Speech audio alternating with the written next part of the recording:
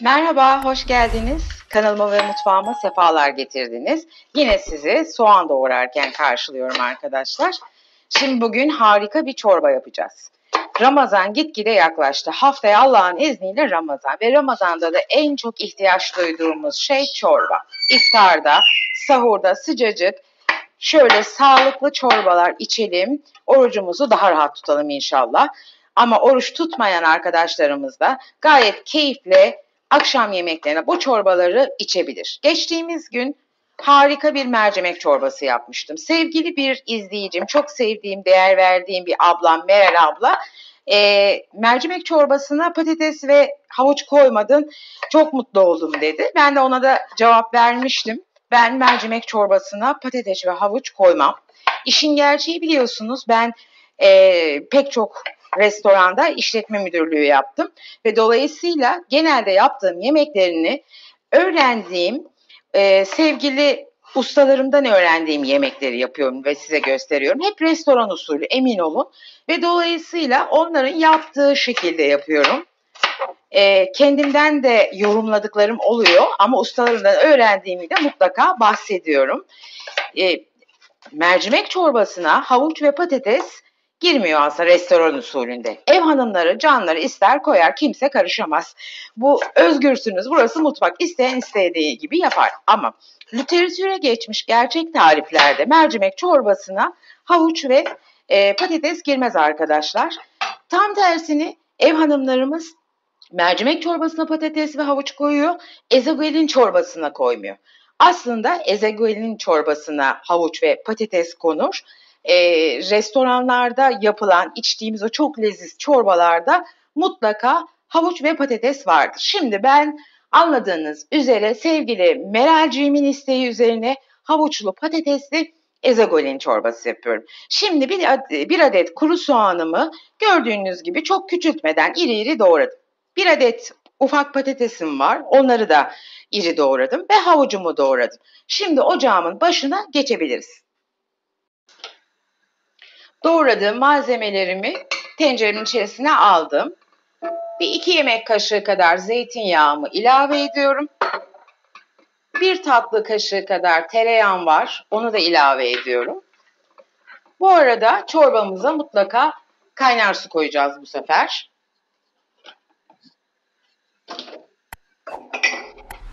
Şöyle söyleyeyim ben size, bir su bardağı kırmızı mercimek kullanacağım, 1 su bardağı kadar. Yarım çay bardağı bulgur kullanacağım, pilavlık bulgur bu arada. Yarım çay bardağı da pirincim var. Bu arada 1 havuç, 1 soğan ve 1 de patatesim var. Bu ölçüye göre tabii sonradan yine kontrol edeceğim, her halükarda bir yanlışlık olmasın diye. Şu an bir 6 aynı bardaktan 6 su bardağı kadar su koyuyorum.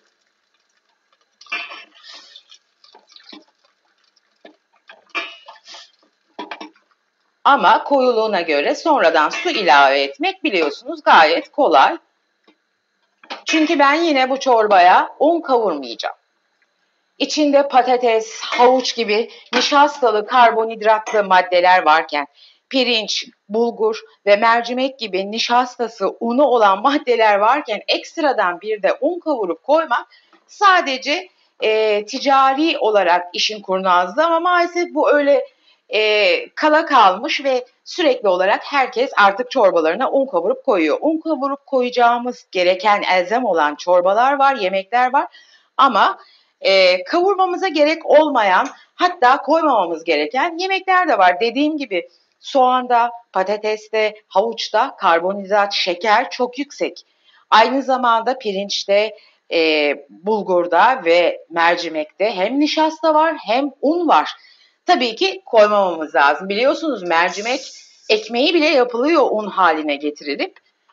Zaten bulgur keza öyle. Şimdi ben bütün malzememi böyle size göstermek için burada karıştırıyorum. Tekrar söylüyorum, 1 su bardağı kırmızı mercimeğim, yarım çay bardağı kalın bulgurum yani pilavlık bulgurum, Yarım çay bardağı da pirincim var. Şimdi ben bunları yıkayıp güzelce süzüp geri geleceğim. Bu arada benim buradaki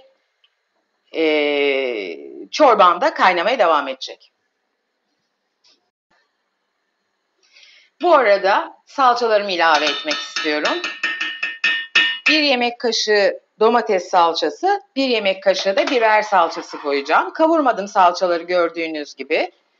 Hiçbir şeyi kavurmadan çiğden yapıyoruz. Sadece suyu sıcak ama bu salça şimdi çok güzel açılacak burada. Ezogelin çorbası biraz kırmızıca olunca güzel oluyor biliyorsunuz. O yüzden mutlaka 1 yemek kaşığı biber, 1 yemek kaşığı da domates salçası koymayı ihmal etmeyin.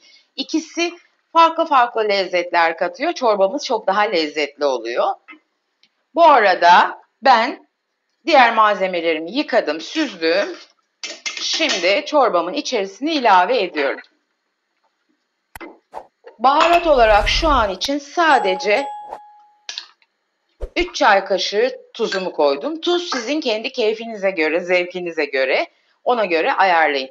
Çorban fokur fokur kaynayacak. Fokur fokur kaynadığı zaman her zamanki gibi altını kısacağım. Bir 20-25 dakika kadar da kısık ateşte kaynayacak. Yüksek ateşte hiçbir şeyi tam olarak pişirmeyelim. Çünkü gerçekten o zaman ziyan oluyor yemeğimiz. Vitamini ölüyor. Ne kadar kısık ateşte yaparsak o kadar daha sağlıklı olacak arkadaşlar.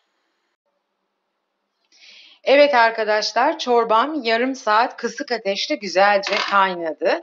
Bu arada ben fazla koyulaştı diye 2 su bardağı daha ilave ettim. Toplamda açıklama bölümüne zaten yazacağım ne kadar koyduğumu. Gördüğünüz gibi pirinçlerimiz, bulgurumuz, her şey güzelce kabardı. Patates ve havuç neredeyse erime düzeyine geldi. Şimdi hemen 1-2 bız yapacağım. Çok fazla değil. Çünkü biliyorsunuz ezogelin çorbası taneli olmak zorunda. Çok fazla sulu olmayacak. Ama sadece şu kalan patatesleri azıcık erimişti. Bız diye geçireceğim o kadar.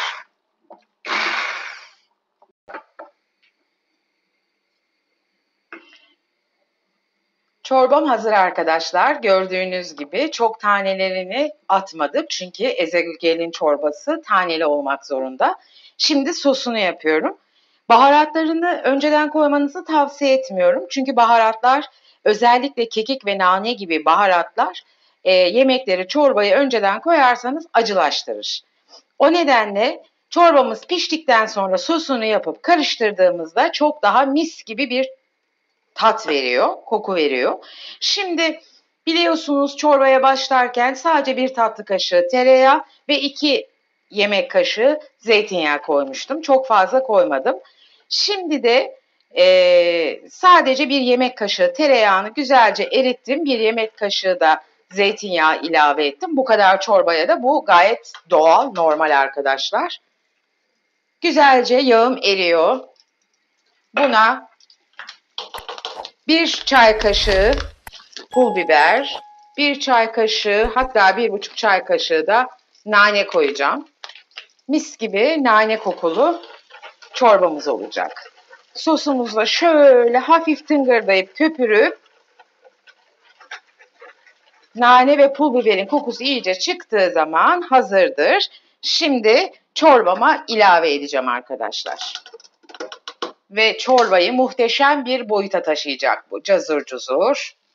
Gördüğünüz gibi. Hatta şöyle ben biraz kaşıkla çorbamdan alıp iyice yağımı ziyan etmeden tekrar döküyorum. Çorbam hazır. Nefis oldu. Şimdi servisine geçelim. Bu kadar basit ve kolay işte bu ezogelin çorbası. Nefis ezogelin çorbamız hazır arkadaşlar. Şöyle göstermek istiyorum. Mutlaka benim yöntemimle deneyin. Çünkü çok daha kolay ve pratik oluyor ve aynı zamanda da muhteşem bir lezzeti oluyor. Ve sağlık küpü.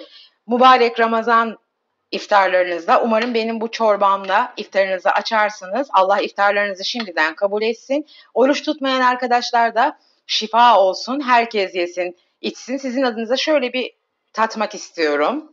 Çok sıcak daha. İnanılmaz bir lezzet arkadaşlar. Mis gibi nanesiyle, o bulgurun, mercimeğin verdiği güzel koku ve tereyağıyla muhteşem bir lezzet olmuş. Tarifimi beğendiyseniz videomu beğenmeyi, kanalıma abone olmayı ve bildirim zilini açmayı lütfen unutmayın. Bir sonraki güzel tarifimizde görüşmek üzere. Hoşça kalın, sevgiyle kalın. Sizi seviyorum. Beni izlediğiniz için teşekkür ediyorum.